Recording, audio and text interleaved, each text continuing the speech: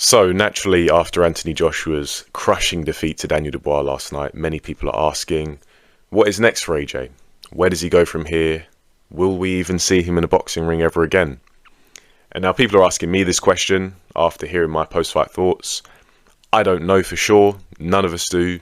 Only AJ does, in his heart of hearts, know what he wants to do. And even then, I'd wager that he doesn't know for sure just yet, because fighters often say, as AJ did last night, that they want to continue, they want to carry on fighting, but they're going to say that in the moment. Fighters are proud guys. You know, they always, or many times, they look on the bright side of things to keep themselves safe and protect themselves from the effects of a loss. But you give it a few days, weeks, maybe even months, and soon the dust starts to settle, and then like, you know what, I just need to call it a day. So we're going to have to keep an eye, and it remains to be seen where AJ is going to go and what he's going to decide to do. But if you want my opinion, I think that this is well and truly the end for Anthony Joshua. And I think that for a number of reasons. Firstly, there is just the nature of the loss.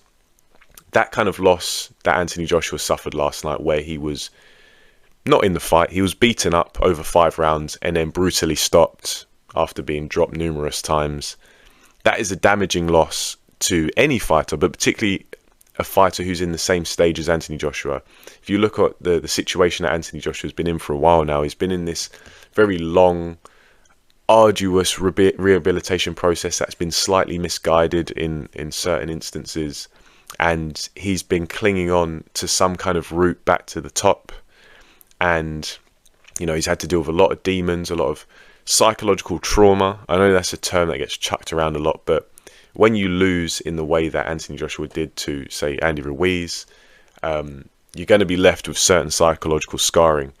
That loss and those demons were compounded by the losses to Alexander Usyk that were less psychologically damaging, but less physically damaging, but more embarrassing and disappointing.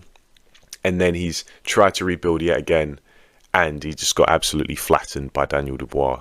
That is tough to come back from, and I don't think he has the time, and I don't think there's a realistic route that he can follow to rehabilitate yet again.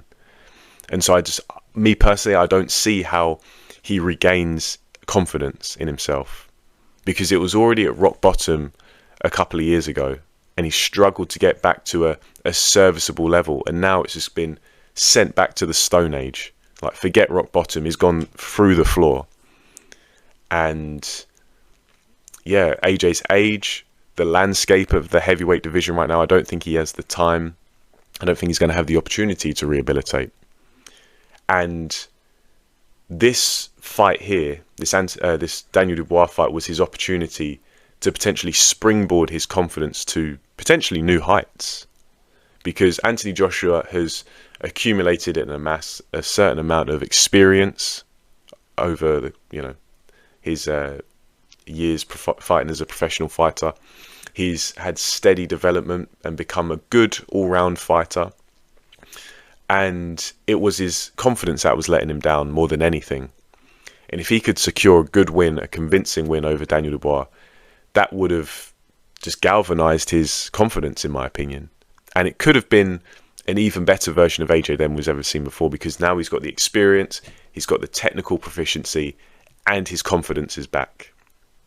But on the flip side, if he lost in devastating fashion, as he did last night, then it would undo any progress that has been made, because his confidence would be in absolute tatters.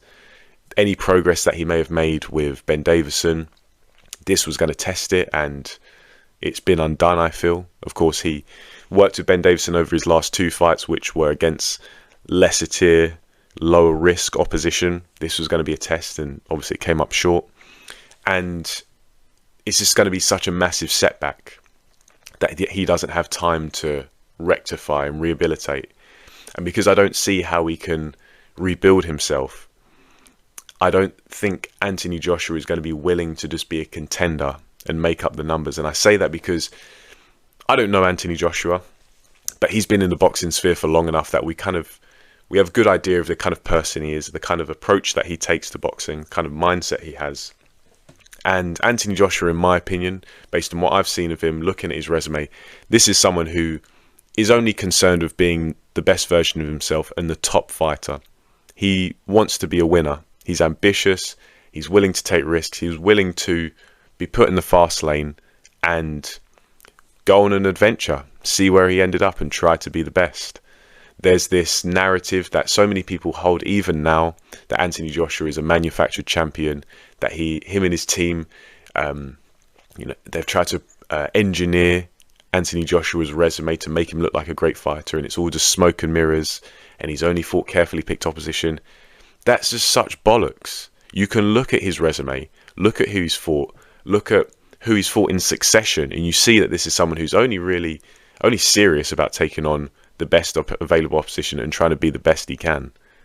Anybody who says otherwise, objectively, you're just an AJ hater. You're an AJ detractor. I've criticised AJ in the past for numerous things, but one thing I've always given him credit for, and I'll continue to give him credit for because he deserves it, is his ambition and his willingness to fight anyone and be the best. This is someone who cares about legacy. Yeah, he makes a shit ton of money in the process, but Anthony Joshua, look at what he does. He's fought top fighter after top fighter after top fighter for years. And so, win, lose or draw, if he carries on or not, you got to give Anthony Joshua credit for that. And because he has that ambitious mindset, as I say, I don't think he's going to be settling for being a top 10, top 15 guy, being a contender, being a stepping stone for the younger heavyweights coming up. I don't think his ego, I don't think the standard he holds himself to, I don't think it will allow him to do that and accept that. And then if I'm right in that suspicion, I don't think he has anywhere to go. I don't think he has the time to rehabilitate, and I don't think he has the desire to fight for fighting's sake, for a little bit of money and to appease any kind of cult following that he has. I don't think that's going to be good enough for him, and so kind of leaves him, with a question mark. And I think this is the end, I'll be honest. Not just Joshua. I think looking at Joshua, Fury, Wilder and Usyk, I think these guys, they're the older generation, they're the old guard. Their days are numbered, and I think the end is near for all of them. I'd be surprised at those four, if they have more than 5 fights between them, I'd be surprised. I think they're going to be retiring in short order. And obviously Fury, Joshua, Wilder, they've all had their day. Every dog has its day, and they've had theirs. Alexander Usyk is obviously the best of that bunch, but even he's getting up there in age, and if he carries on fighting, I think it's a matter of time until he loses to someone. Just the nature of it. Boxing and time is undefeated. But regarding AJ, I don't see where he goes from here. I think this is the final nail in the coffin of what has been a very entertaining and exciting and admirable career. As I say, Anthony Joshua has been, his ambition is certainly something to be admired. And so, obviously we're going to have to keep an eye out, see what he does, see what he says and what he plans to do. But yeah, these guys in the older generation, they got to make room, because there are younger heavyweights, heavyweights who are maybe of a similar age to them or not that much younger, but they've been fighting for less time. But then you have the young prospects as well who are coming up, and you got to make room.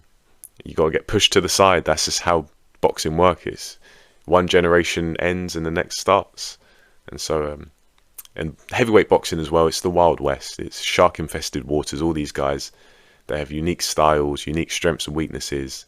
They're all going to trade wins and losses, as they have done for the past few years. So it's incredibly dangerous, and someone who's as vulnerable as Anthony Joshua, I don't see where he fits into the picture anymore. And bitter, so bitter, but that's the nature of the sport. So yeah, if you want my opinion, I think this is the end. I think Anthony Joshua really has nowhere to go other than call it a day. And if he does, I think he'll be leaving behind a great legacy, one that will age very well, and one that earns him a lot of credit and a lot of admiration, rightfully so. So that's just my thoughts. Leave yours in the comment section below. What do you think AJ should do next? Do you, like me, think that this is the end? leave it down there. It'd be interesting to hear what you guys say. But for now, thanks for listening, and I'll catch you on the next one.